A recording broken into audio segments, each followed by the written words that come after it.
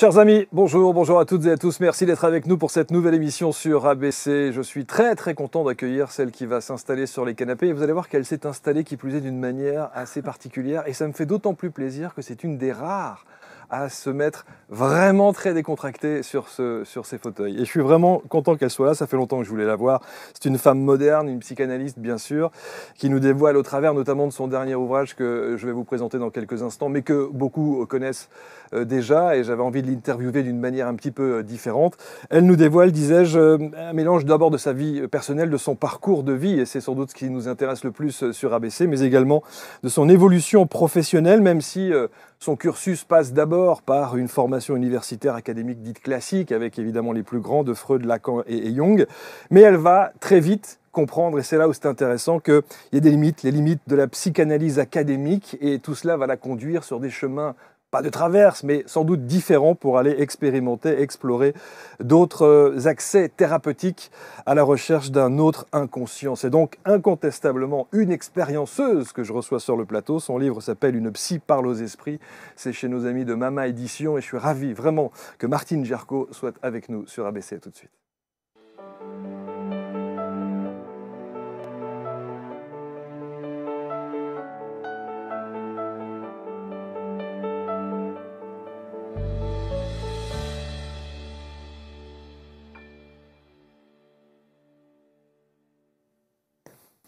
Voilà, nous sommes bien installés et vous allez voir qu'avec le plan qui arrive maintenant, vous allez comprendre pourquoi je dis qu'elle est confortablement installée. C'est Martine Gerco. Bonjour Martine. Bonjour Marc. Je suis très content que vous soyez là. Moi aussi. Vraiment. J'adore cette posture. Vous êtes à l'aise? Non mais c'est vrai. Mais très, je me sens très bien. Hein, vous avez décidé de vous mettre pieds nus et de vous installer sur le canapé. Eh bien écoutez, ravi de vous accueillir sur ABC. Merci également pour ce bel ouvrage. Une psy parle aux esprits, c'est aux éditions, c'est chez Mama Édition bien entendu. On va parler de respiration holotropique, on va parler de chamanisme, on va parler de l'association des deux, on va parler de l'art aussi, parce que l'art a une dimension, et la peinture en particulier, une dimension particulière dans votre vie.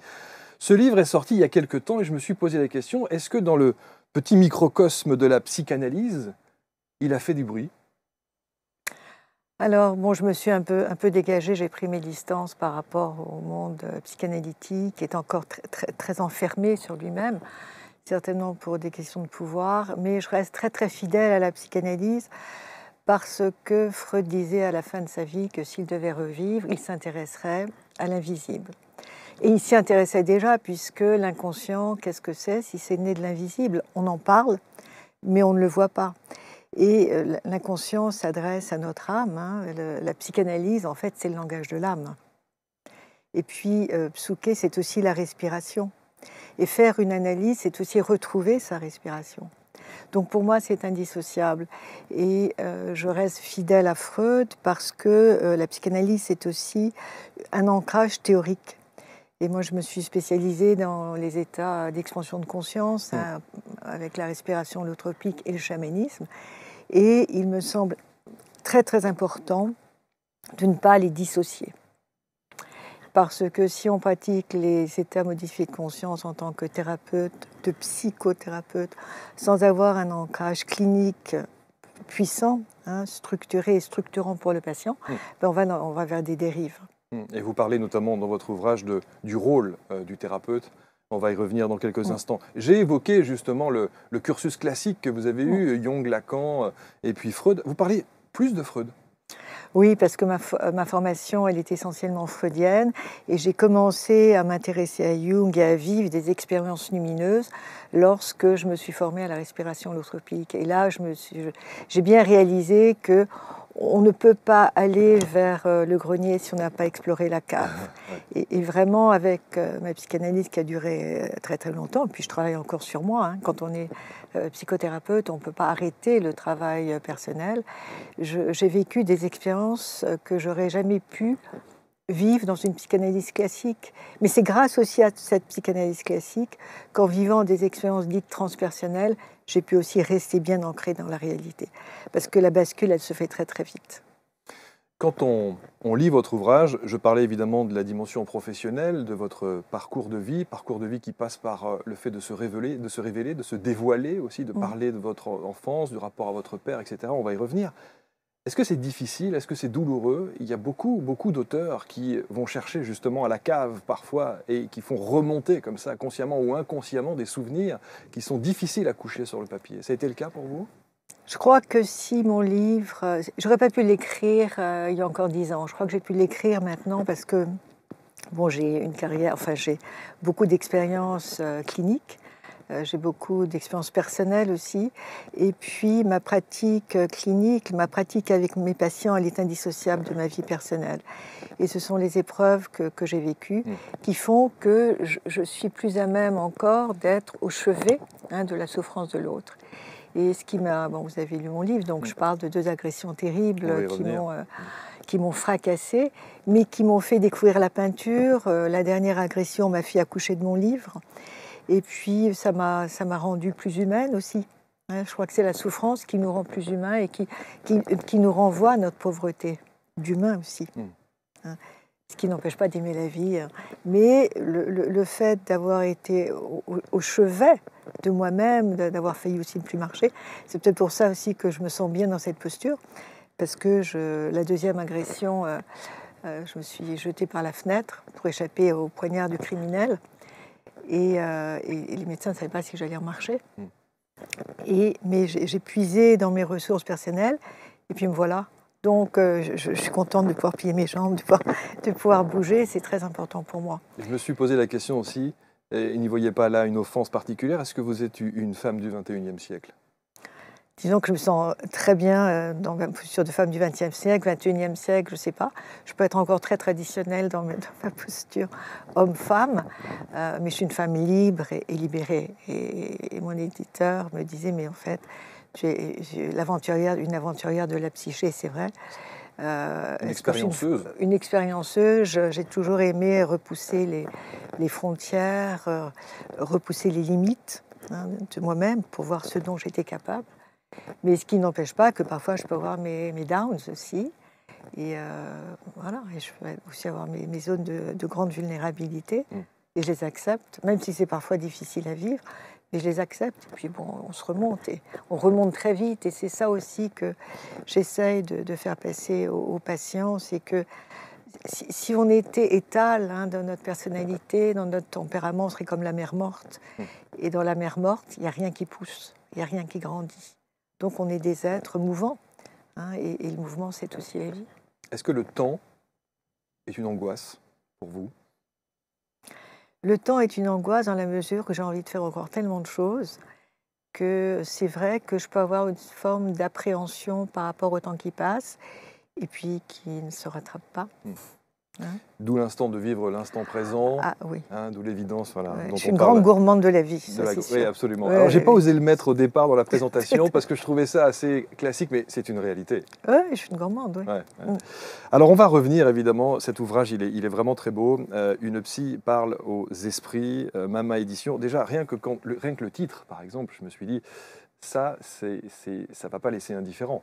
Et notamment dans certains milieux psycho-médicaux où vous prenez parti et vous dites véritablement qu'effectivement, il y a le conscient, l'inconscient, et puis il y a des choses comme ça qu'on arrive à faire ressurgir. Il a fait réagir, ce titre? Alors, au début, on avait réfléchi à plusieurs titres avec Tigrane, mon éditeur, et puis j'ai pris mon tambour, et c'est le titre qui a surgi. Et puis après, je me suis dit, mais c'est peut-être un peu prétentieux, ce titre. Parce qu'en fait, je parle aux esprits. C'est pas les esprits du monde invisible. Ce livre s'adresse aux esprits, à l'esprit humain, et à des gens qui sont en quête. Je fais pas tourner les tables et je parle pas aux morts. Alors je me suis dit que ça pouvait être un peu à double niveau, mal compris. Puis on s'est dit, on le laisse. On le laisse parce que c'est le titre m'est venu comme ça. Alors, parlons de votre parcours. C'est intéressant. Et moi, j'aime bien revenir, évidemment, au démarrage. Et vous l'évoquez, donc il n'y a pas d'interdit. Vous dites que vous avez une enfance heureuse, visiblement. Vous parlez beaucoup du rapport que vous avez avec votre papa, qui a évidemment, comme tous les papas, mais vous, il y a quand même une relation particulière avec votre père.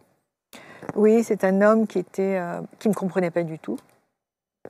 On ne se comprenait pas très bien. Il était un homme pragmatique, très je ne serais pas matérialiste, mais un homme de la matière. Et moi, depuis que je suis toute petite, je sens mon rapport au monde invisible, et je sens qu'il y a d'autres réalités. Et l'homme à qui j'aurais pu en parler, c'était mon grand-père maternel, dont je parle aussi.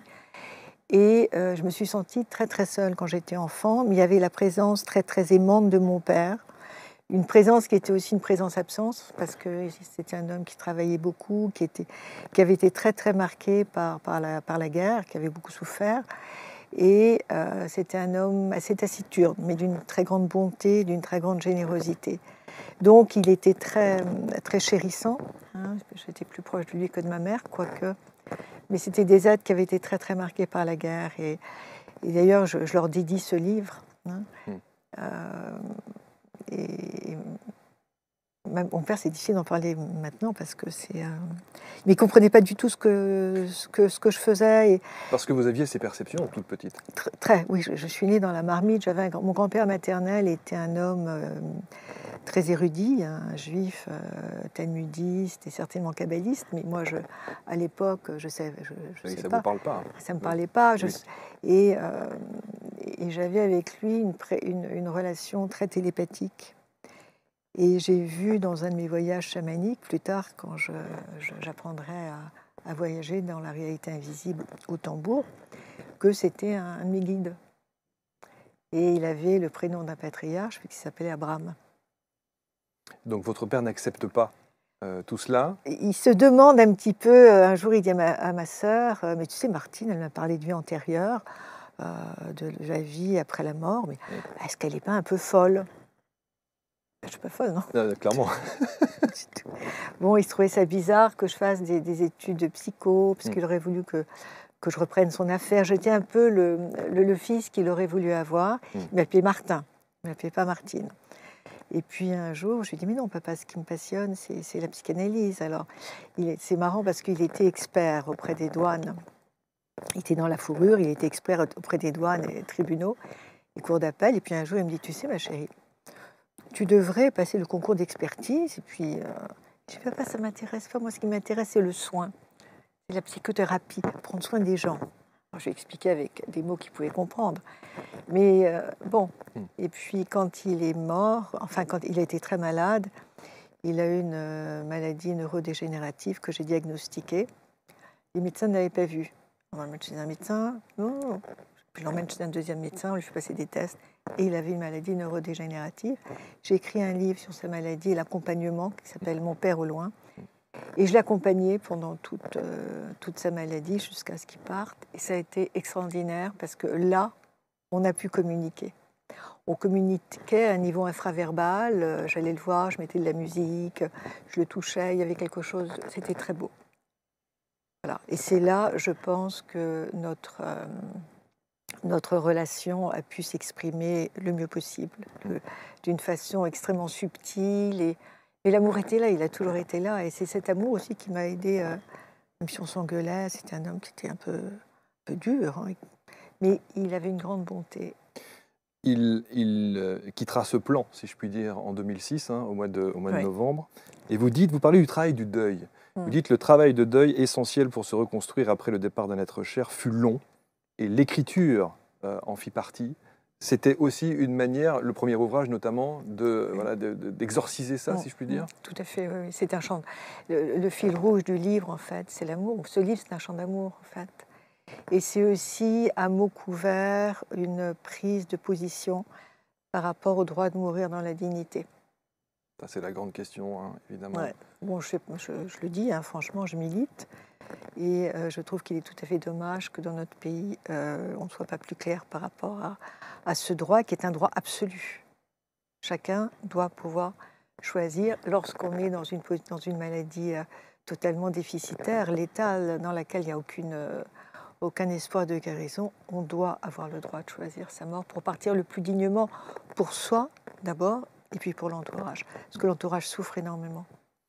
Alors, c'est une question, c'est un vaste débat, ça. Ah On ouais, pourrait évidemment, ça dure depuis ouais, des décennies et c'est toujours, on ouais. arrive toujours, on a le sentiment quand même que tout le monde fait le même constat, tout le monde est d'accord et pourtant, c'est très difficile à légiférer sur cette question. Donc bon, Euh, il y a évidemment quelque chose de très intéressant et la première question que j'ai envie de vous dire, avec la dimension spirituelle que vous avez, votre père aujourd'hui, vous le ressentez encore aujourd'hui? Ah, ben, je le ressens. En ce Est-ce que moment, quand on parle des signes, quand on parle ah des ouais, choses comme oui, oui, ça? oui, oui, j'ai eu des signes. Alors, par exemple, j'ai été agressée la première fois. Mm. Mon père est parti le 10 novembre 2006. Il a été enterré le 13 novembre. Et un an après, jour pour jour, j'étais agressée. J'en parle dans mon livre Mm. et je sens qu'il était là parce que moi, je me suis retrouvée, bon, j'étais agressée par trois gangsters et je me suis retrouvée avec un revolver contre la tempe. Et puis, bon, à un moment, bon, je ne vais pas résumer, je ne vais pas tout raconter, c'est trop long.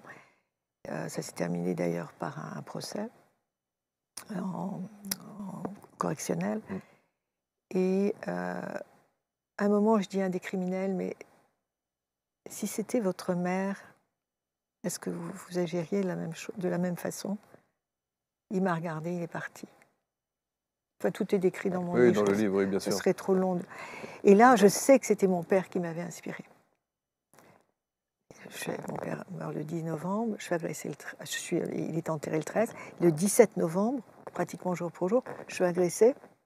Et Et on va voir à quel point, effectivement, d'abord cette première agression, puis la seconde, prend une dimension incroyable. C'était en 2016, la seconde, au mois de septembre, si je ne m'abuse. Le 5 oui, oui, septembre, tout à je crois fait, que c'est tout ça. à fait. Ouais. Alors, ce qui est extraordinaire, alors c'est pour ça que moi je pense que c'est important de donner du sens à l'épreuve, puisque c'est pour me guérir de cette première agression que j'ai commencé à peindre. Mais je n'ai pas commencé à peindre en disant je vais peindre. Le soir de l'agression, j'appelle un copain psychiatre, je lui raconte ce qui s'est passé. Et il me dit, mais écoute, je viens de voir, et puis on va te mettre sous antidépresseurs et anxiolytiques. Et je dis, écoute, Pierre, tu sais que j'ai une pratique chamanique. Je ne suis pas chamane, hein, j'ai une pratique chamanique. J'ai appris, et puis je travaille au tambour. Je vais me relier aux forces cosmiques. Et j'ai demandé à un de mes animaux totems, bon, je l'avais un peu briefé là-dessus, comment puis-je me guérir? Donc le soir, j'ai pris mon tambour, j'ai demandé à mes animaux de pouvoir comment me guérir, et j'ai entendu comment sortir de ce stress post-traumatique, parce que c'était très, très, très invalidant ce que j'avais vécu. Et j'ai entendu en anglais et en français, je suis dans les deux langues, peint et paint. Et à l'époque, j'habitais rue Notre-Dame-des-Champs, donc à Montparnasse, juste à côté de la rue de la Grande Chaumière, où il y a ce fameux marchand de peinture Sennelier. Et le lendemain, je me suis dit, je pratique le chamanisme, je vais mettre la réponse à l'épreuve, je vais voir ce qui va se passer si je peins. Donc j'ai acheté plein de matériel. J'avais jamais peint, j'étais nulle à l'école. C'est ce que j'allais vous dire. Vous n'aviez pas du tout cette Non. sensibilité artistique à la non, base? j'ai toujours été très artiste. Et, le père de mes enfants était marchand de tableaux, donc j'ai organisé des expositions. J'étais très proche du milieu de la peinture, mais je suis incapable de dessiner et jamais j'avais pris des pinceaux. J'ai connu des peintres qui avaient tellement de talent que moi, je ne pouvais pas m'autoriser à peindre. Puis, bon, et là, et ça a été extraordinaire, parce que j'avais l'impression, quand j'ai commencé à peindre, quand ça a commencé, que ma main était complètement agie. C'est-à-dire, complètement, j'étais au service de quelque chose qui me dépassait, et moi, j'étais l'instrument. Donc, j'ai peint pendant 9 mois, entre des patients, dans une toute petite pièce, et la nuit, j'étais jamais fatiguée. Et puis, j'ai exposé, et puis j'ai continué, et j'enseigne dans mes séminaires le pinceau chaman, c'est-à-dire comment peindre en état d'expansion de conscience. Comment est-ce que vous pourriez nous décrire justement cet état d'expansion de conscience quand vous êtes en peinture? Est-ce que physiquement il y a une transe physique ou est-ce que voilà, votre bras se fait guider d'une manière très naturelle et personne ne pourrait se douter que vous êtes justement dans cet état second? Alors, quand j'enseigne le pinceau chaman, j'adore cet atelier.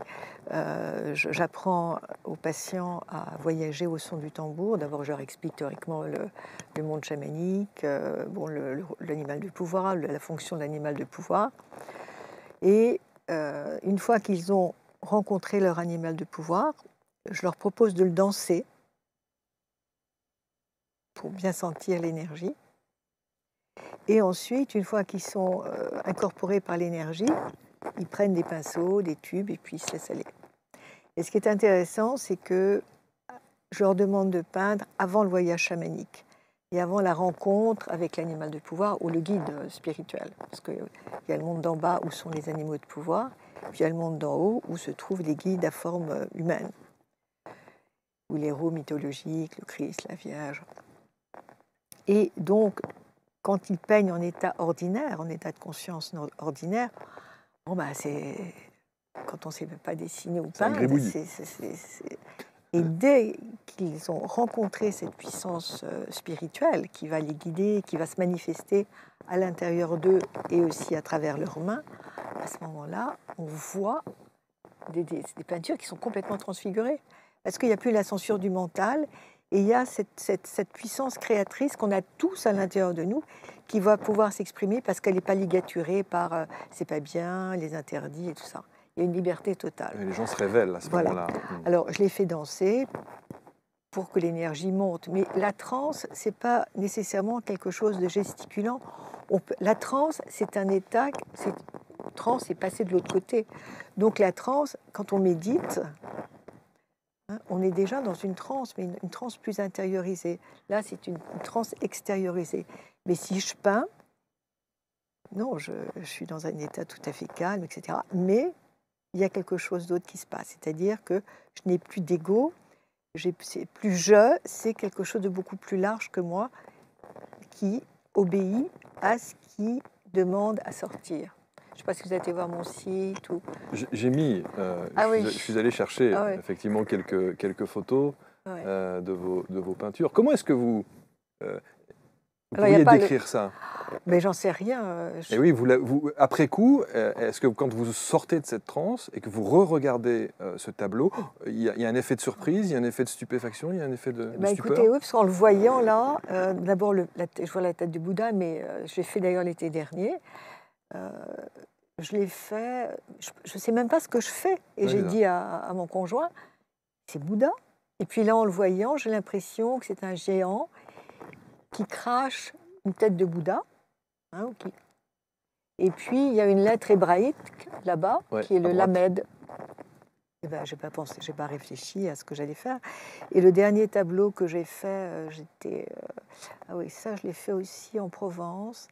Je suis très marquée par les lettres hébraïques et quand elles surgissent, c'est pas mon conscient qui les... Bon, je les connais, les lettres hébraïques, puisque c'est de là d'où je viens. Bien sûr. Et avec les années et le temps passant, je reviens de plus en plus à ce qui m'a fécondée aussi. Alors que j'ai voyagé dans le bouddhisme, dans l'hindouisme, j'ai eu un maître... Et vous êtes cherché. Oui, et puis bon... Et puis, je pense que plus le temps passe, plus je crois qu'il y a ni Bouddha, il y a une source. En franc-maçonnerie, on dit qu'il y a un grand architecte. Il y a une force qui opère. Et puis, c'est notre culture, nos traditions de civilisation qui ont fait qu'on les nomme avec certains noms. Mais je crois que non, il y a un créateur. Je vais vers beaucoup de dépouillement, en fait. Il y a cet art qu'est la peinture, qui vous permet effectivement cette libération et puis cette expression dans cet état de transe. Est-ce qu'on pourrait apprendre un instrument de musique? Est-ce qu'on pourrait faire autre chose que cet art-là? Je me suis posé la question et je me suis dit, tiens, pourquoi je ne me mettrais pas au piano? Et j'ai trop peur parce que j'ai une passion pour la musique. D'ailleurs, je peins en musique très souvent. Je travaille en musique. Il n'y a pas une séance avec un patient qui se passe sans musique. Et puis la respiration holotropique, on ne peut pas la pratiquer sans la musique. La musique, elle est très porteuse, elle est très galvanisante. Elle peut vous mettre dans la joie, mais aussi dans la peine plus profonde. Et en hypnose, je pratique pratiquement plus les suggestions, mais verbales, mais j'utilise la musique. C'est la musique qui emmène le patient. Et pourquoi vous avez cette appréhension à essayer? Ah, j'ai peur parce que mais j'aimerais beaucoup. D'ailleurs, je disais à Maurice l'autre jour, mais je devrais apprendre le piano. Il me dit, bah, pourquoi tu n'essayes pas? Eh oui. Ouais, En tout cas, dans la continuité de votre cursus, si je puis dire, il y a évidemment les études pour devenir psychanalyste. Et puis, il y a un ouvrage qui vous a profondément marqué, vous l'évoquez aussi Oui. dans votre livre, c'est celui-ci. Oui. Quand j'étais petite, je faisais, en fait, je l'ai su après, c'est Grof qui m'a, parce que quand Stanislas Grof. qui était vraiment mon mentor. Hein, alors, si on peut parler de maître, mon vrai maître, c'est lui.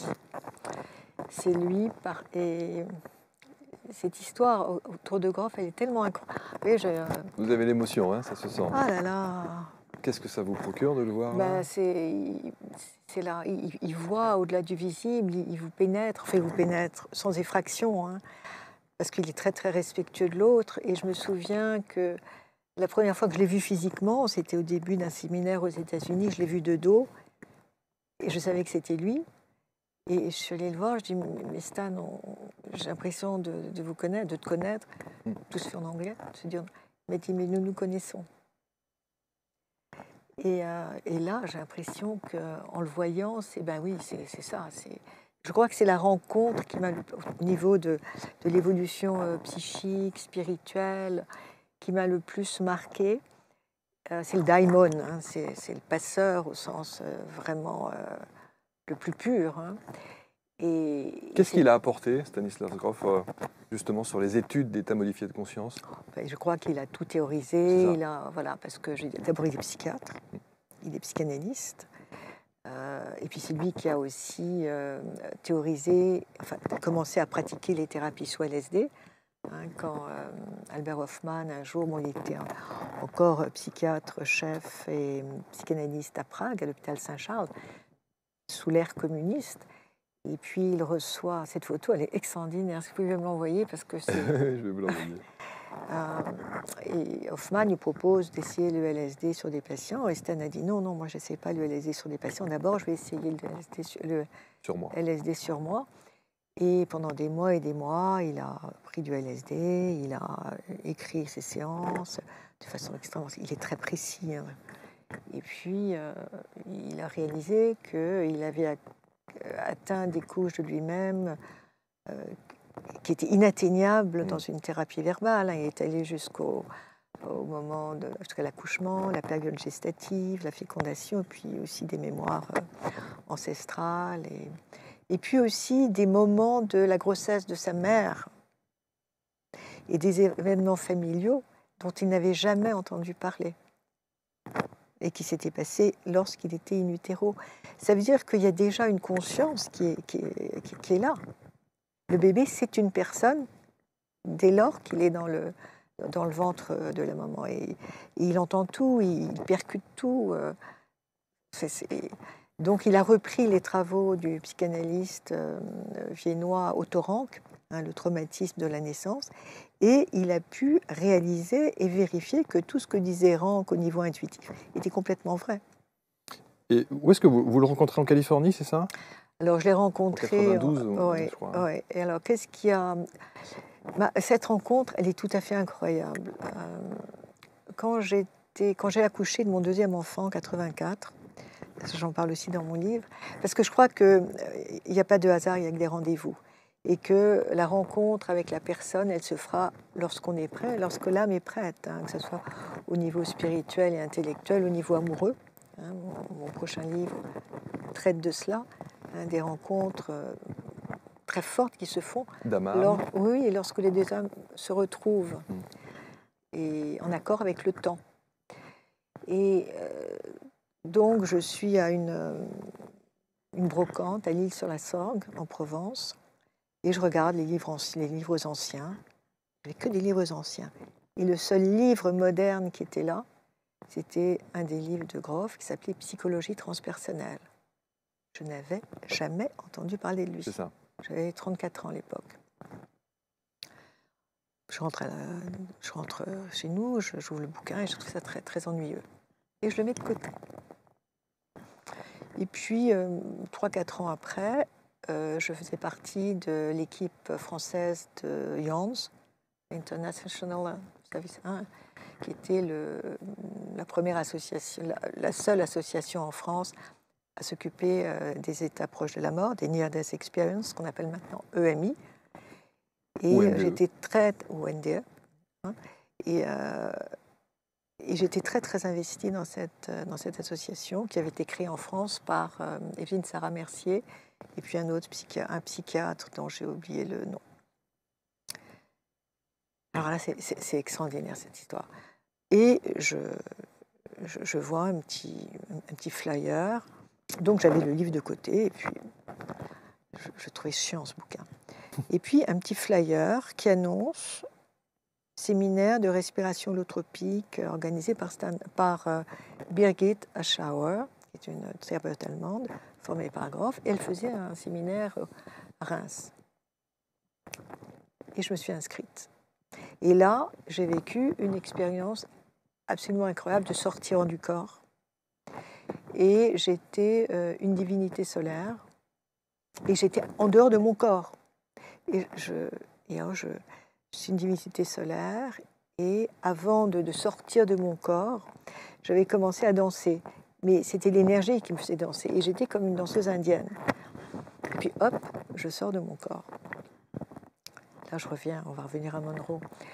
Et je me pose, mais qui suis-je? Il n'y avait pas de réponse. J'étais un point dans l'univers et j'avais plus d'ego. J'étais une forme immatérielle. Et ça dure mon 6 heures, parce que l'expérience se fait à deux. Vous êtes dans l'expérience et vous êtes accompagné par quelqu'un. Je dis, mais attends, c'était incroyable. Et j'étais dans la posture, donc je m'étais mise dans cette posture. Et je n'avais pas de dossier derrière, j'étais ma posture du lotus. Et puis il y a eu un chant de Muktananda, Om Namah Shivaya, et je suis restée comme ça peut-être. Alors que j'ai fait du yoga pendant longtemps, mais je suis incapable dans la réalité de prendre la posture du lotus sans siège. Et mes jambes, elles étaient vraiment comme très écartées. Et puis petit à petit, je suis revenue à la réalité. Et ça a été le point de départ. Je me dis, c'est pour moi, il faut que je me forme à cette approche. Donc, je me suis dit, mais comment je vais faire? J'ai des enfants, je suis mariée, mes patients, etc. Et puis, j'ai décidé de faire la formation, j'ai rempli un dossier. Et puis, j'étais d'accord pour partir 2 ou 3 fois par an pendant 15 jours. Tout s'est fait avec beaucoup de grâce. C'était juste. De facilité. Et de facilité. Et donc, je me suis formée. Et ça a été le point de départ de mon intérêt pour les états d'expansion de conscience, pour les voyages hors du corps. Et lorsque j'ai raconté à Grof mon expérience, et puis aussi les expériences que je vivais quand j'étais enfant, où je passais à travers les murs, et puis j'essayais d'allumer les interrupteurs, mais je n'avais pas de force, puisque c'était mon corps subtil. Voilà. Et c'est comme ça que je me suis intéressée aux états modifiés de conscience. Et puis ensuite, il y a eu les plantes psychédéliques, parce que c'est évident que lorsqu'on se forme auprès de Grof, on a envie d'y goûter. On teste l'ayahuasca, voilà. Par exemple. L'ayahuasca, c'était plus tard, mais c'était surtout le LSD, le 2CB. C'est pour ça que je disais que vous êtes une expérienceuse, et ça, pour le coup... Mais oui, parce que quand je me suis formée, quand j'ai terminé ma formation chez Grof, j'avais 40 ans, donc ça fait quand même 3 décennies. Bon, je dis mon âge, hein, de toute façon, je suis née 5 ans après la guerre. Donc, mais j'étais... oui, je me rends compte maintenant que, entre guillemets, j'ai ouvert des portes.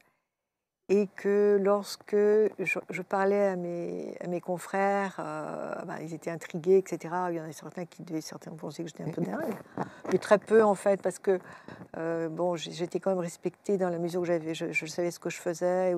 Quand j'en parlais dans des groupes, on essayait de théoriser l'expérience. Mais il y a des expériences spirituelles qui ne sont pas théorisables.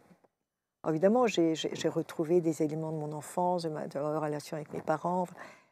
Bon, mais ce qui était le plus intéressant pour moi, c'était tout le domaine transpersonnel. C'est-à-dire qu'on est beaucoup plus que notre corps. Même si on est dans notre corps, si on n'est pas dans notre corps, on ne peut pas vivre.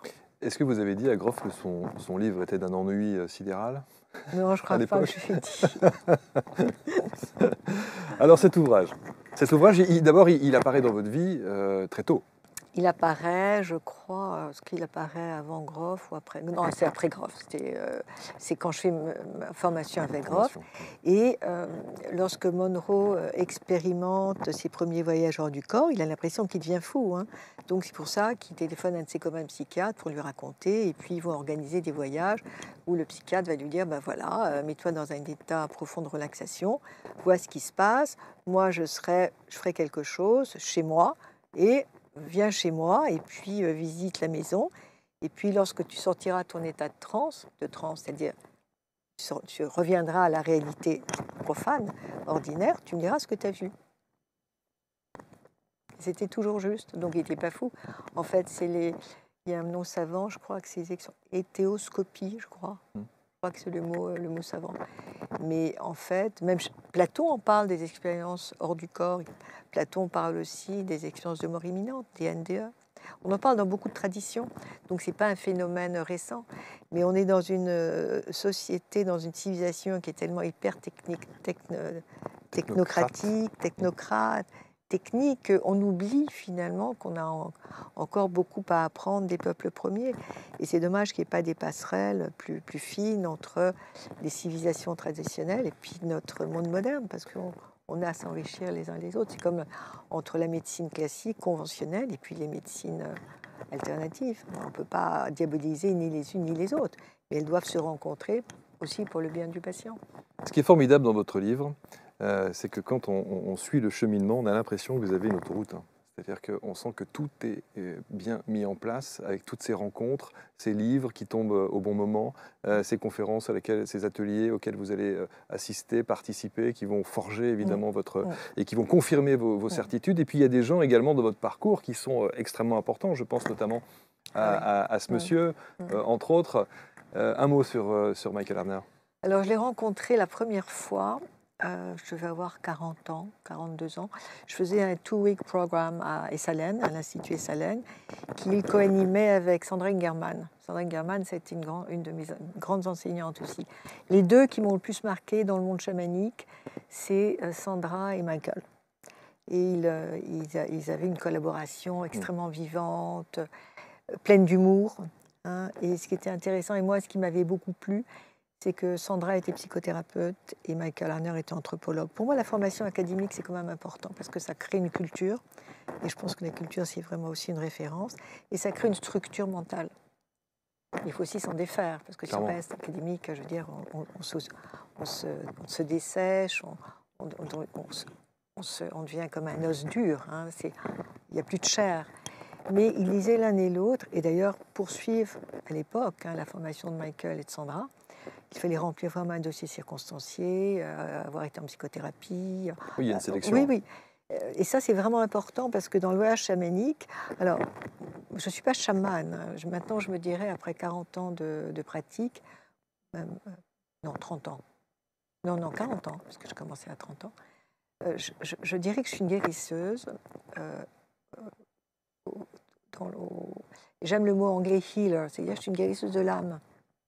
C'est étonnant que vous me disiez ça parce que j'ai l'impression, j'ai reçu aussi Laurent Hugli, qui est également, qui lui est chaman, et aujourd'hui il ne veut plus qu'on l'appelle chaman, il ne veut plus qu'on lui donne ce titre, parce qu'il nous parle d'ailleurs dans l'émission, il dit que ça l'a considérablement, ça lui a posé beaucoup de problèmes, etc. Et il dit praticien en chamanisme. Absolument. Vous aussi ? Ah oui, d'ailleurs, Sandra dit jamais qu'elle est chamane, Michael aussi, nous sommes des praticiens du chamanisme, c'est-à-dire que c'est Michael qui a créé le terme de core shamanism, c'est-à-dire le néo-chamanisme. Nous, on pratique une forme moderne, c'est-à-dire je dirais pas qu'on pratique une sorte de chamanisme urbain. On vit dans des villes, on est des Occidentaux, on ne peut pas être chaman comme on l'est en Mongolie ou en Amazonie. Et on nous donne des outils, et ce sont des outils aussi pour pouvoir accéder plus facilement au monde invisible, à la réalité non ordinaire. Mais pour les gens qui ont une intuition extrêmement développée et qui sont déjà très très reliés, ils n'ont peut-être pas besoin de passer par tous ces apprentissages. Et ce que nous disaient Michael et Sandra, c'était burn your notes. Vous avez pris des notes pendant les formations. Maintenant, brûlez vos notes et laissez-vous imbiber, laissez-vous recevoir les informations qui viennent de la réalité non ordinaire. Et cette réalité non ordinaire, est-ce que ce n'est pas notre inconscient? C'est la question que je me pose, parce que lorsque je suis face à un patient, il parle, etc., et je lui demande de fermer les yeux, souvent, moi je ferme les yeux, et j'ai plein d'informations qui surgissent. Et ces informations qui surgissent, je n'ai pas pris mon tambour pour aller dans le monde d'en bas ou dans le monde d'en haut, avoir des informations. Non, on est dans une relation très, très, très humaine, hein, une relation d'accueil.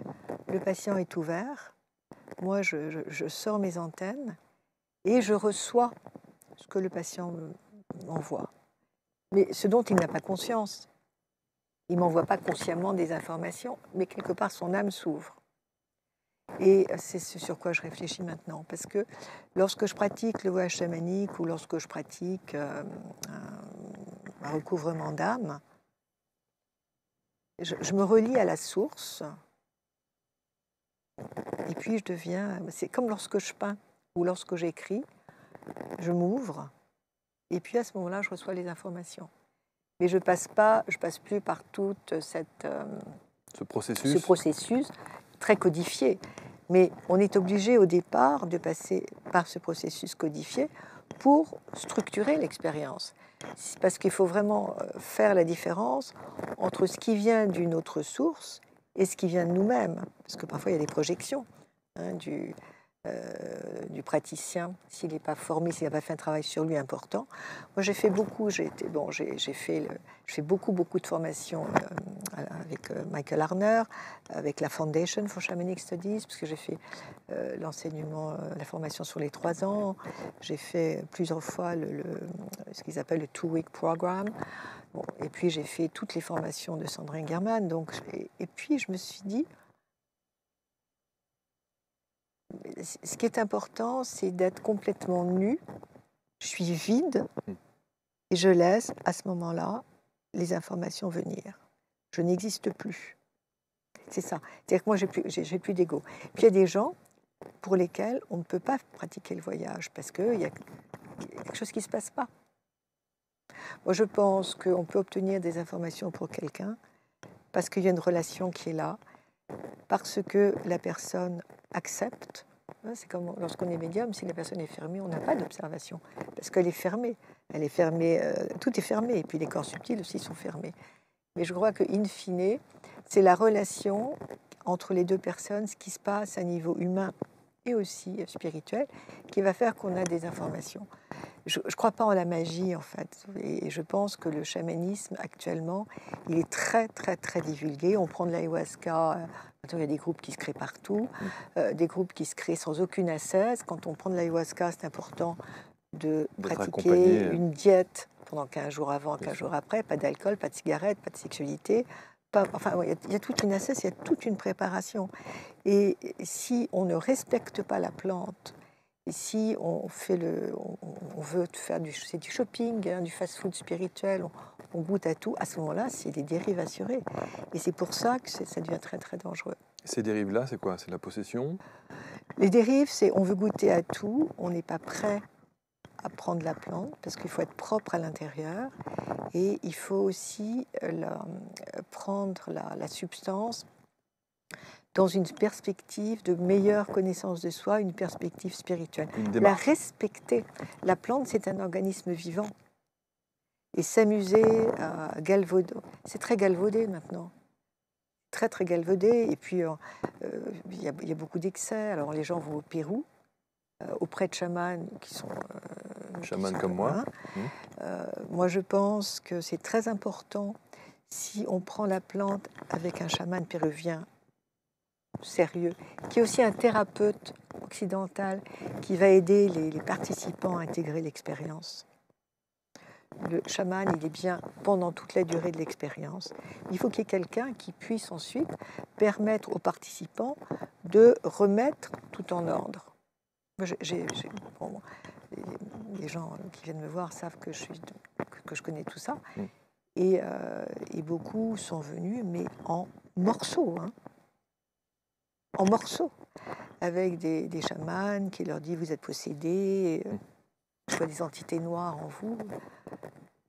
Vous vous rendez compte ce que ça laisse comme Oui, trace? ça peut être évidemment très grave. Et Les moi, je ne dérives veux sont pas faciles. travailler avec ça. Et on m'a souvent demandé si je pratiquais la dépossession.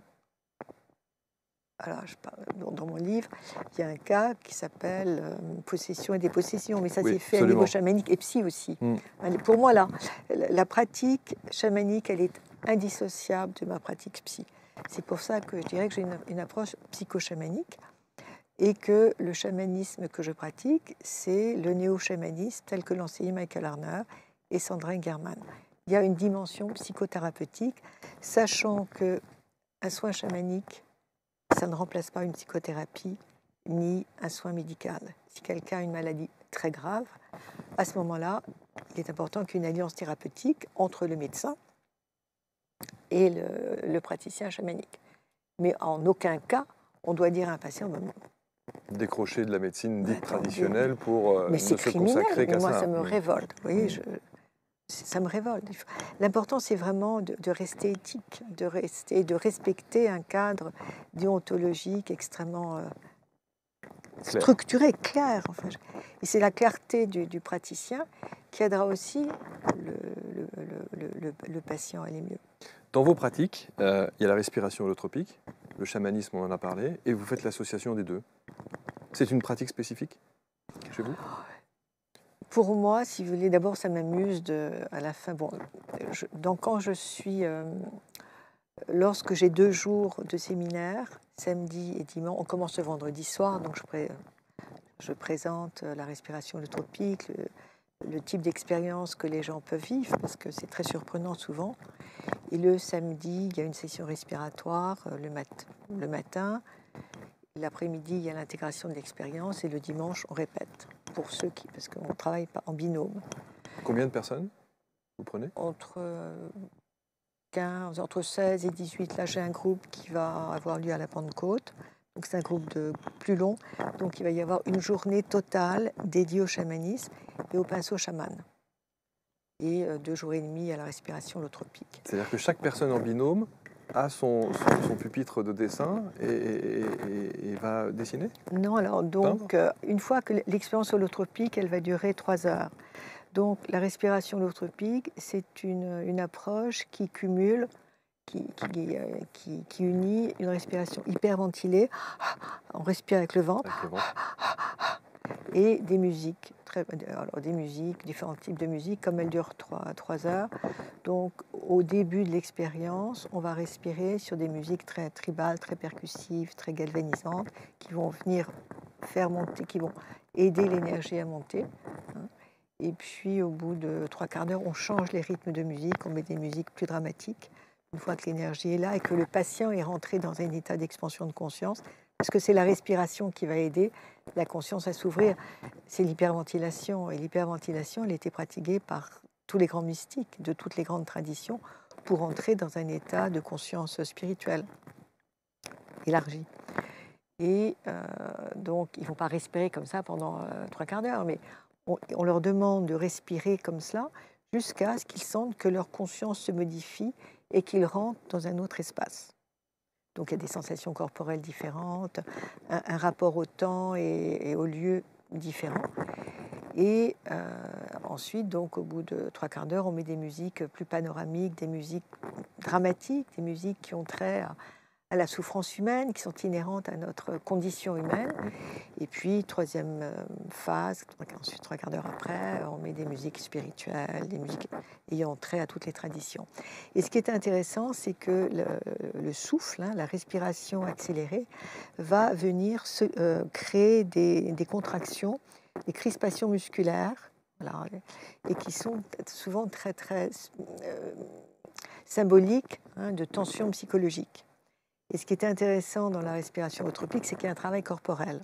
Donc, si je vois que les mains du participant se crispent, que les mâchoires se tétanisent, à ce moment-là, il y a un travail. Toujours, on est très respectueux de la personne, on s'approche de la personne. Pas tout de suite, on vient vers elle et puis on observe ce qui se passe. Quand on sent que c'est trop douloureux, à ce moment-là, on fait un travail sur la cuirasse caractérielle, la cuirasse musculaire, que William Reich appelait la cuirasse caractérielle, et on va appuyer et on va demander au patient de résister. C'est-à-dire, j'appuie et résiste, résiste, résiste et exprime un son. Et la pression du thérapeute sur le membre crispé et la résistance du patient, plus l'expression du son, vont libérer l'énergie qui était encapsulée dans les muscles. Et à ce moment-là, il y a ça crée une hypermnésie, parce que ce qui était contracturé, en fait, c'est ce qui est gardé, c'est ce qu'on ne veut pas voir sortir. Et quand le patient crie et que le corps se détend, à ce moment-là, il exulte et il y a toute une émergence de souvenirs refoulés. Ça crée une hypermnésie, en fait. Et c'est absolument fascinant.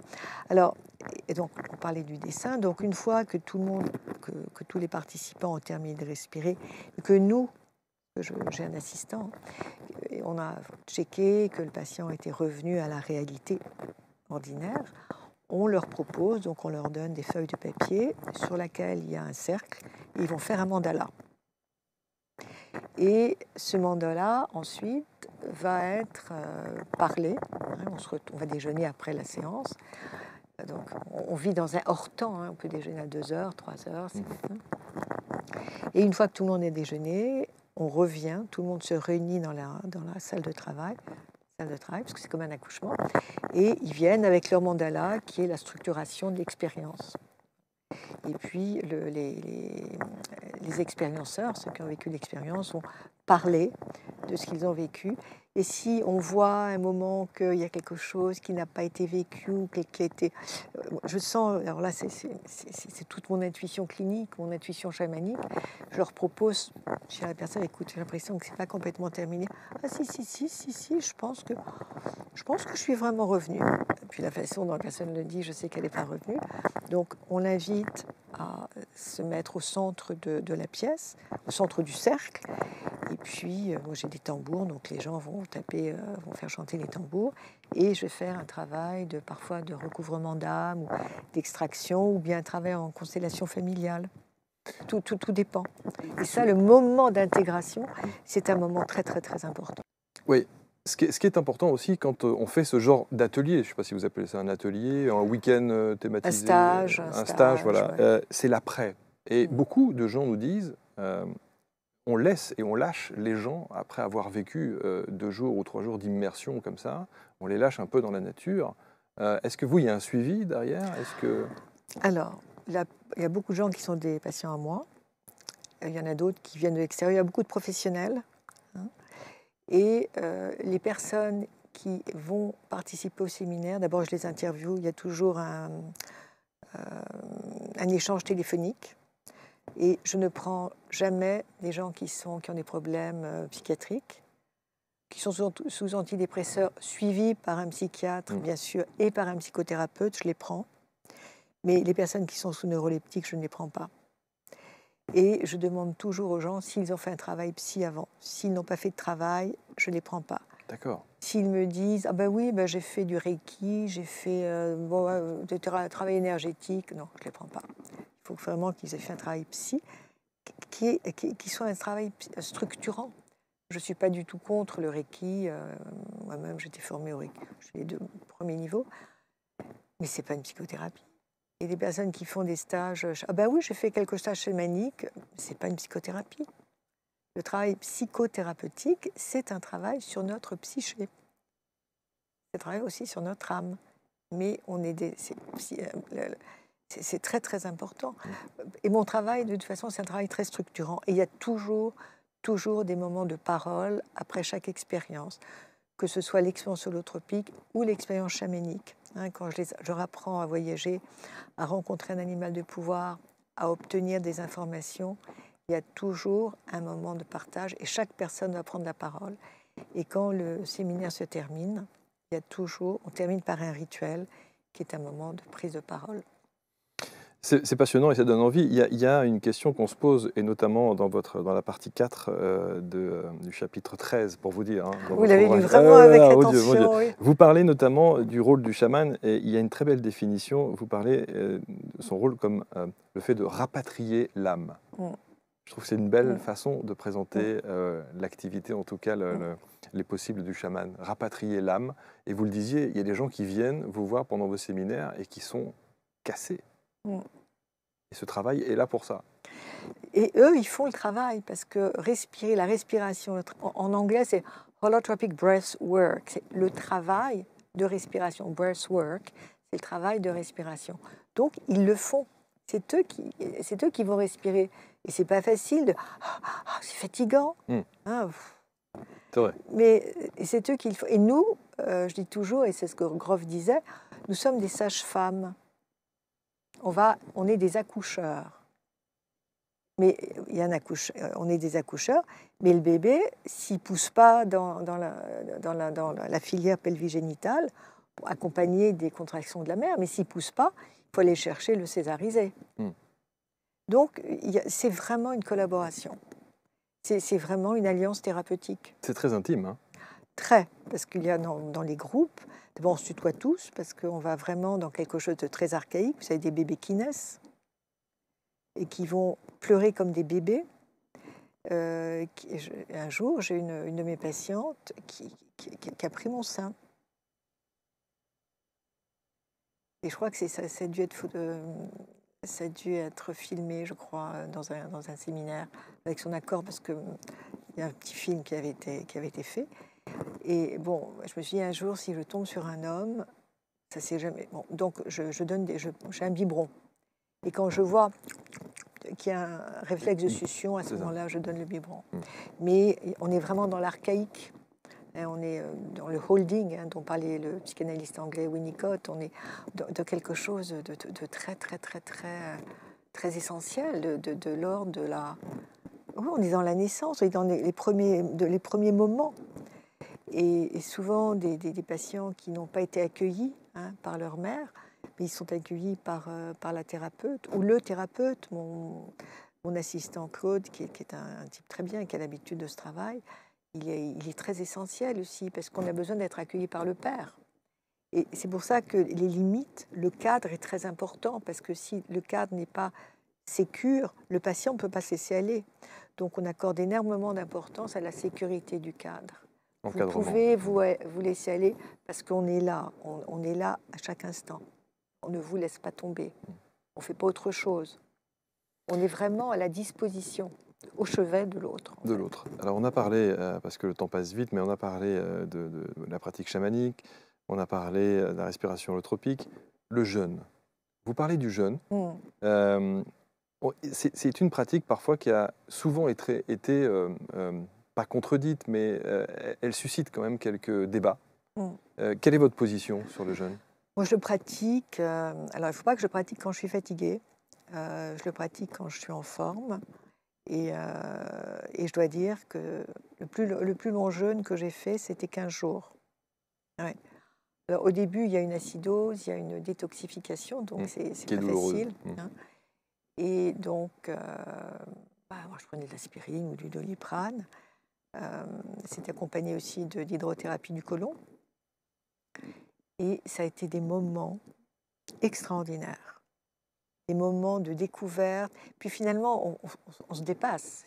On n'a pas besoin de manger à des moments... on est réglé... Bon, c'est important de manger quand on a faim, mais si on n'a pas faim, pourquoi manger à des horaires vraiment? Et puis on est dépendant. On est très dépendant de la nourriture. La nourriture aussi, c'est une compensation. Et lorsque donc, le jeûne s'est terminé, moi je voulais continuer. Et la personne qui dirigeait l'expérience me dit « Mais non, tu prends l'avion maintenant. » Donc il y avait 2 jours de réhabituation. Et ce qui était amusant, c'est que le jeûne le plus long que j'ai fait, c'était en 2016, 1 mois ou 2 mois avant que je sois agressée la 2e fois.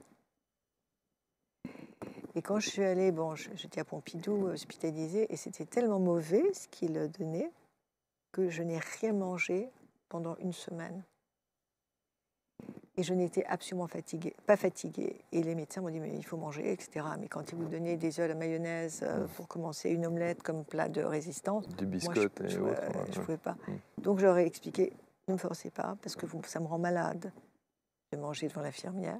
Donc, faites-moi confiance. Ça ne m'a pas du tout fatiguée. Et pour moi, jeûner, c'est comme un rendez-vous avec moi-même. Bon, quand je jeûne, maintenant, c'est une semaine. J'avais jeûné dans un institut qui est réputé, qui est très sérieux. Ça aussi, il ne faut pas le faire de façon sauvage. Oui, parce que c'est la question que j'allais vous poser. Quelqu'un qui nous écoute, qui est intéressé par cette pratique, qui veut la mettre en application, là, tout de suite, maintenant, et que son corps, d'abord, n'a jamais été habitué à cela. Quelle est la manière de procéder, on va dire, intelligemment et sans risque? D'abord, il faut que la personne soit, je pense, en bonne santé. Alors maintenant, dans certains services, en oncologie, on propose aux personnes qui sont sous chimio, qui vont avoir une chimiothérapie, une séance de chimio, de jeûner pendant 2 jours. J'en parlais l'autre jour avec une amie médecin qui a eu un cancer, et dans le service où elle était, on lui suggérait, mais peut-être parce qu'elle était médecin et qu'elle pouvait aussi se réguler. Moi, je pense que lorsqu'on est en souffrance, il faut d'abord l'accord du médecin. Alors évidemment, vous avez des médecins qui sont contre. Il faut vraiment y aller très très doucement. Et moi, ce que j'ai pratiqué cet hiver et qui a été génial, parce que j'étais trop fatiguée et je sentais que j'avais besoin quelque part de me nettoyer. J'ai fait une monodiète. Donc, commencez par ça. Et c'était génial. Parce que quand on a un certain âge, il est préférable d'être doux avec soi. Et la monodiète a eu les mêmes effets que le jeûne. Donc le matin, c'est un jus de citron. Je fais ça dans un centre. Et puis ensuite, une infusion. À midi, donc pendant une semaine, à midi, on va manger toujours le même aliment, soit du riz cuit à l'eau, sur lequel on met des algues, et puis, ou bien 2 bananes oxydées. Et c'est trop sucré, moi j'ai pris du riz. Et pendant les 2 premiers jours, j'étais un peu... Le 3e et le 4e, j'étais un peu fatiguée, et après je pétais des flammes. Et je pétais des flammes. Alors, il est sûr que prenez de la vitamine C, du magnésium, mais je ne veux pas donner, je ne fais pas une ordonnance. Oui, oui. Hein, et je dis, tout doit être fait, je crois, En conscience. en conscience et en gardant la raison. Et il n'y a aucune recette miracle. Et chacun ressent ce qui est bon pour lui. Je voudrais, avant qu'on termine cette émission, Martine, on va dire juste un mot, et d'ailleurs je m'excuse auprès de ceux et celles qui nous regardent et qui ont eu peut-être des petits bruits là avec votre micro, parce que vous avez un très joli collier que vous avez souhaité garder, et vous avez bien raison, mais il y a une particularité, et vous parlez notamment des Amérindiens et de cette couleur bleu turquoise qui a une signification particulière et un sens particulier pour vous, hein. Je ne mets jamais de bijoux. Je déteste ça, mais les seuls bijoux dont je ne puisse absolument pas me défaire, c'est les bijoux turquoises, parce que ça me relie aux Amérindiens, et je pense que j'ai quelque chose de très fort avec ce peuple. Et c'est peut-être pour ça aussi que je pratique le tambour, et que ça doit revenir certainement à des mémoires de vie antérieure. J'ai une passion pour les États-Unis. J'ai vécu là-bas j'ai vécu entre la France et les États-Unis pendant très très longtemps. Les formations les plus importantes pour moi, qui ont complètement transformé ma vie, ont lieu là-bas. Et mon regret, c'est de ne pas habiter là-bas. Je suis américaine dans l'âme, et depuis que je suis toute petite. D'ailleurs, j'ai demandé un jour à mon père, mais après la guerre, vu ce qui s'est passé, pourquoi vous n'êtes pas allé aux États-Unis? Mon père était français, gaulliste. Mais il est évident que la première fois que j'ai mis le pied sur le sol américain, j'avais 24 ans, je rentrais à la maison. Et avant de faire des études de psycho, j'ai fait des études d'anglais sans savoir pourquoi je faisais des études d'anglais. Et la réponse, je l'ai eue. Mais oui. Mais alors, avec tous vos voyages chamaniques, vos états modifiés de conscience, vous n'avez pas eu la réponse à ce désir, ce ressenti à l'américaine, si je puis dire? Ce sont des vies antérieures, certainement. Mais pour moi, quand je voyage, c'est compliqué. D'ailleurs, c'est ce que disait toujours Sandrine Germann. Elle disait toujours qu'elle ne pouvait pas voyager pour elle-même. Elle avait toujours besoin que quelqu'un d'autre voyage et lui donne la réponse. Moi, les réponses, je les ai. Vous voyez, quand j'étais agressée la 2e fois, j'étais avec un patient, c'était un nouveau patient. Il était un peu bizarre, j'en parle aussi dans mon livre. Je m'appelle Patrick, et j'avais l'impression qu'il allait me bouffer, sauter sur moi. pourtant j'ai une grande expérience de l'autre, mais j'avais très peur. Puis j'ai entendu une voix qui m'a dit « Tu ne vas pas ressortir vivante de ton cabinet, tu vas être menacée d'un poignard. » Je me suis dit « Mais il va sortir un poignard, c'est une voix. » Je ne suis pas visuelle, mais je suis clairaudiente quand je voyage. Et j'entends. Et il va sauter sur moi. Et en fait, il est le pauvre, c'était un homme malheureux et qui a repris rendez-vous pour la fois suivante. Et c'est le patient d'après qui m'a agressée. Et quand il m'a planté le poignard, à ce moment-là, j'ai profité d'un moment d'inattention pour grimper sur le balcon. Il faisait très chaud, la fenêtre était ouverte. J'étais souple, hein, j'avais fait beaucoup de danse et de yoga. Je suis montée sur le balcon, je suis passée par la balustrade et avant de sauter, j'ai regardé où il était et il avait la pointe de son poignard qui était à quelques centimètres de mon dos et j'ai sauté. Et c'est pour ça que je me suis fracassée. Donc, alors je ne sais même pas pourquoi je vous dis ça. Non, parce qu'on parlait justement des ressentis. Voilà, les ressentis, oui, oui. Et le côté américain, c'était ça la question de départ, et le fait que vous soyez, que vous entendiez. Voilà, les gens entendent. Et pour moi, donc j'entends. Non, il y avait autre chose parce que je n'oserais pas parler de cette agression. Vous m'avez parlé de l'agression parce que on parlait des États-Unis et vous disiez, je vous posais la question de savoir, mais est-ce que dans vos voyages, vous n'avez pas eu la réponse à cette donc sensibilité américaine que vous avez? Non, pas du tout, mais j'entends, mais on ne m'a jamais donné la réponse. Mais j'ai senti que j'étais chez moi, parce que dans ma vie, j'ai aussi épousé un Américain. Je savais, lorsque j'ai commencé, quand je suis partie la première fois à me former chez Groff, je me souviens, le premier séminaire, c'était Transpersonal Psychology and Addiction, la psychologie transpersonnelle et les addictions. Et je savais, en grimpant dans l'avion, que ma vie allait changer, sur tous les plans. Et quand je suis rentrée en France, ma vie avait changé. Et bon, après, j'avais des choses à faire, à prendre des décisions, des choses à mettre en pratique. Voilà. Donc j'entends les choses. Et aujourd'hui, avec le recul, qu'est-ce que vous changeriez? Je vivrai aux États-Unis. Et si je devais refaire, je vais revivre, je serais artiste. D'ailleurs, je travaille comme une artiste. Et si je n'avais pas eu ces agressions, j'aurais jamais pu. C'est pour ça, donner du sens à l'épreuve. D'ailleurs, j'interviens la semaine prochaine à un congrès sur les psychotraumatismes autour de la résilience. Et pour se sortir de l'épreuve, c'est important de lui donner du sens pour ne pas en demeurer victime. Bien sûr qu'on est victime quand on est agressé. Et c'est important de se faire reconnaître victime par la société. J'ai pris un avocat et j'étais reconnue. Après la deuxième agression, il y a eu un procès en assises. On était 9 femmes, médecins et psy à s'être fait agresser par le même type. Mais il n'y a eu que 5 personnes qui ont porté plainte. 4 autres avaient peur de la vengeance du criminel au sortir de prison. Et donc, moi, j'ai pris un avocat et j'ai été reconnue victime par la société. Et puis, j'ai été indemnisée. Enfin, je préférais ne pas être indemnisée et pas être victime. Mais c'était important. Mais c'est important aussi de sortir de cette posture de victime pour renaître à la vie. Et je crois que la meilleure personne, le meilleur thérapeute qui puisse comprendre le traumatisme, c'est le psy qui est passé aussi par des traumatismes. Donc je travaille beaucoup là-dessus. Et comme le meilleur psy pour s'occuper d'alcooliques, c'est le psy qui lui-même a été alcoolique et est devenu abstinent.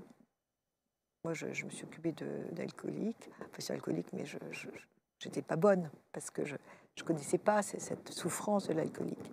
Mais les meilleurs thérapeutes, ce sont d'anciens alcooliques. Ouais. On ne dit pas anciens alcooliques, on dit abstinents. Ouais, c'est ça, ce sont des gens qui ont ce vécu. Bien sûr.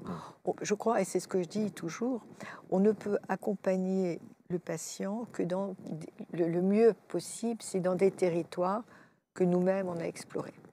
On ne peut pas l'amener là où on n'a pas été, en fait.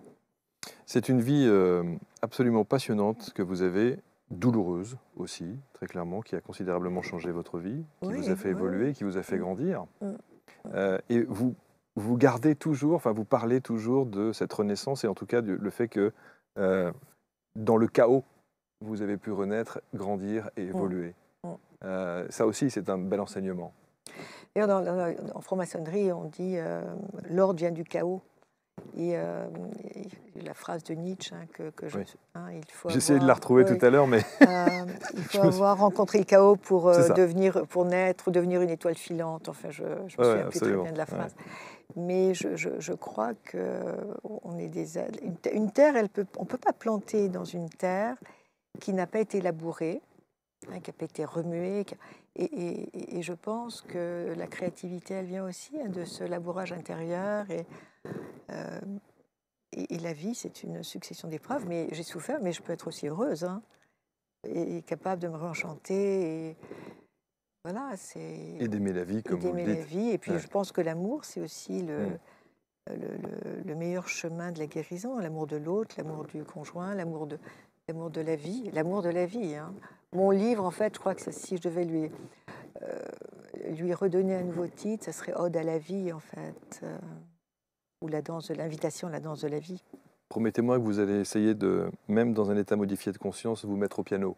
Tout à fait. Je vous promets, et je vous enverrai L'enregistrement. l'enregistrement. Parce Oui. que c'est ça qui est formidable avec Martine, c'est qu'elle m'a envoyé des petites vidéos, notamment des moments où vous êtes justement en train de peindre. Et j'ai vu ça et c'est toujours absolument passionnant. Je vous remercie infiniment, Martine, d'être venue. J'ai passé un très bon moment. Je trouve que vous expliquez les choses avec beaucoup d'abord, de légèreté, même si parfois les sujets sont forts, touchants, poignants, lourds à porter. Mais vous le dites d'une manière très simple, très claire, c'est très agréable de vous entendre. Et j'ai été très content de partager cet instant avec vous. Est-ce que vous auriez un mot de la fin ? Mais moi, j'étais très heureux aussi. J'appréhendais parce que je me dis, oh là là, est-ce que je vais pouvoir savoir Je me sentais un peu embrumée. Et puis, je me suis dit, Martine, laisse-toi traverser. C'est comme ça que tu seras le plus vrai. Et j'ai été vraie et je suis très heureuse de ce moment avec vous aussi. Merci infiniment. Je vous invite à lire ce livre. C'est aux éditions Mama, chez Mama Éditions. Vous avez parlé de Tigrane, qui est le responsable des éditions, le patron de chez Mama Éditions. On va le recevoir parce qu'il a une trilogie sur le chamanisme. C'est très beau ce qu'il écrit. Absolument magnifique. C'est un personnage.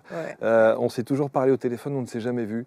Donc je dis à Tigrane, quand tu veux. Voilà, donc ce plateau, ces fauteuils, ces canapés sont les tiens. Merci infiniment de nous avoir suivis. Merci Martine, rentrez bien. Marc. Merci pour votre expertise et votre sagesse. C'est toujours très intéressant de vous entendre. On aura l'occasion de, évidemment, lire vos commentaires parce que si vous saviez, moi j'insiste là-dessus, je ne suis pas à l'affût des petits likes et autres sur les réseaux sociaux. En revanche, sur vos commentaires, c'est toujours très intéressant de vous lire parce que ça nous permet encore une fois de prendre conscience du travail que l'on fait et de la manière dont vous l'avez perçu, ressenti, vécu, etc. Donc n'hésitez pas à nous laisser un petit message. Merci à tous. Rendez-vous très vite sur ABC pour une nouvelle émission, un nouvel invité. À bientôt.